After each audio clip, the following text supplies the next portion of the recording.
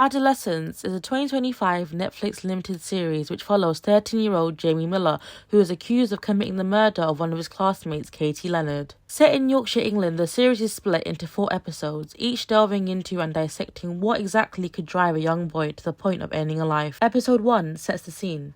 Episode 2 explores the environment. Episode 3 dives into the psychology behind it all. And Episode 4 deals with the fallout. The show itself is brilliantly executed, with very moving performances by newcomer Owen Cooper, who plays Jamie, as well as the other legendary actors like Stephen Graham, Ashley Walters, Erin Doherty and more. In my opinion, the most impressive aspect of this series has to be how each episode is filmed in one continuous shot for an entire hour. It feels like you're watching a live play and the entire cast pulls it off excellently. As revealed in interviews by co-creator Stephen Graham, the central theme of the story was influenced by the rise of knife crime in the UK, especially amongst adolescent boys. The show focuses heavily on matters such as incel and red pill culture, as well as the impact spaces like these existing in social media can have on developing minds. And while this is a topic that deserves to be discussed, and many have already shared their thoughts and opinions on social media, I would like to focus on a very specific question that popped up multiple times from people who have already watched the entire show. Did he do it then, or not? Oh, and spoilers, obviously. A major confusion I came across for this series is that people felt as though the story fell flat. There was a lot of misunderstanding and uncertainty as to whether Jamie had actually committed the crime, and that largely had to do with 2 factors.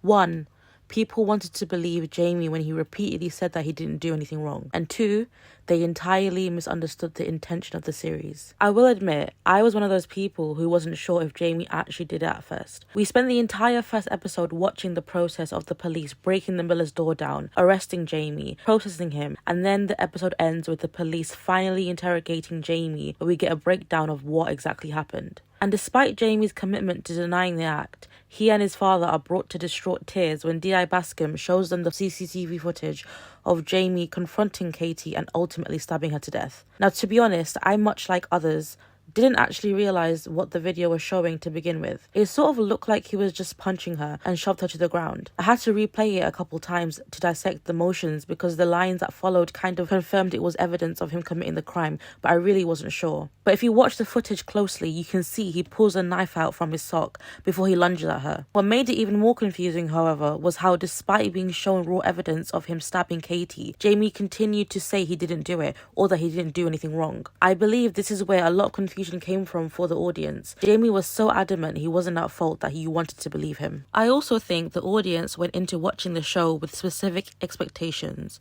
Most of us are so used to watching whodunits, murder mysteries which follow the characters trying to figure out who the perpetrator actually is. Usually in whodunits, there are plot twists and red herrings, a major mystery which we expect to be uncovered by the end in a satisfying way. However, Adolescence is not a whodunit, but rather a whydunnit. In whydunnits, the characters and the audience already know near the start of the story who the murderer is. The police knew before they even drove to Jamie's house that he was guilty. Realistically, they wouldn't have been able to make such an invasive arrest of a minor or really anyone if they didn't have such substantial evidence. The CCTV footage at the end of episode 1 tells the viewers and Jamie's dad Eddie that yes, Jamie did kill Katie. The other 3 episodes attempt to explain why. What could possibly have driven a 13-year-old boy to do such a thing? That's where the mystery and intrigue lies. And I fear those left feeling dissatisfied by the series because they still weren't sure whether he did or didn't do it sorely miss the message of the story. Episode 3 in particular really delves into the why and is by far my favourite of the 4. While episode 1 eases us into the story and episode 2 explains the mechanics of the crime, like the motive, and identifies his friend Ryan as an accomplice, episode 3 really dissects Jamie's psychology and tries to get to the root of what pushed him to the edge. His psychologist Bryony asks him questions to do with his family, his parents, his thoughts and opinions on women, and how he feels about Katie. Despite his reluctance, as the episode goes on, we get to learn that Jamie has adopted certain beliefs about women and what it means to be a man. In episode 4, we get a glimpse into his home life, despite his absence, and slowly understand that the temper Jamie displays in episode 3 was influenced by his father. He emulates the same mannerisms, lashing out then apologizing for it after. Jamie really displays an understanding for his behavior, how he recognizes that raising his voice or shouting isn't acceptable, only to do it again. This mirrors how he is constantly regarded as a smart boy with promise, to imply that Jamie can differentiate between good and bad. The issue here isn't a case of ignorance or misunderstanding. Jamie knows what he did was wrong, but he feels entirely justified by his actions.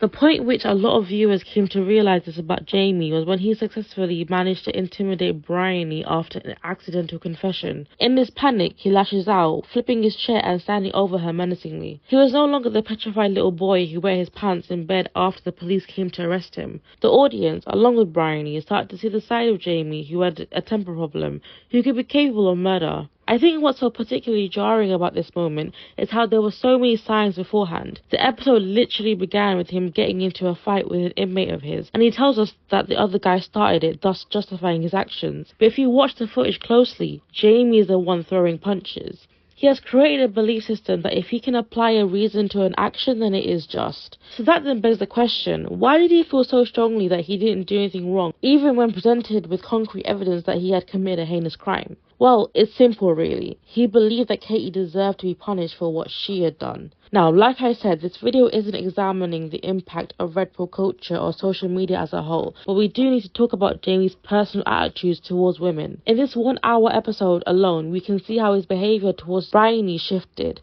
From being nice and friendly when she's bringing him hot chocolate and a sandwich, to being aggressive and threatening, trying to take control of the situation. The same justification is used when Jamie feels embarrassed and emasculated by Katie after she rejects him, despite him deliberately pursuing her when she is, in his own words, at her weakest. He wanted to regain control of the situation with Katie and did it in the only way he knew how, with unchecked anger and aggression. Ryan supplying him with a knife to intensify his intimidation was all he needed. It all comes to a head at the end of episode 3, when Jamie admits that he believes he is better than most boys because he really wanted to touch Katie but didn't. The subtle look of horror on Bryony's face as it finally sinks in exactly who she's talking to is chilling. And after all that, all Jamie cares about is whether Bryony likes him or not. His desperate need for the validation of women and girls is ultimately what led to his downfall. So why did some viewers still not understand that Jamie had indeed killed Katie? Because Jamie made us believe he was innocent, just like he did to Bryony until that final moment. And if it really didn't click here, then it definitely did in episode 4, where he tells his family that he would be pleading guilty to the murder of Katie Leonard.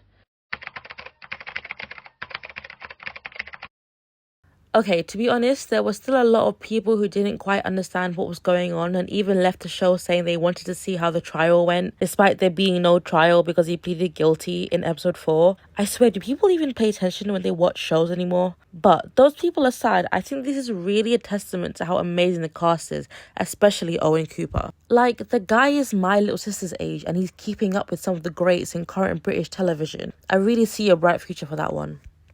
Anyway, this was an amazing show and I'm so glad it's getting the hype and push that it deserves. I hope Stephen Graham gets to do more shows in this one-shot format because it was such a fun watch and I would love to see what else him and his team can come up with. I hope you enjoyed this video and that it was somewhat comprehensible.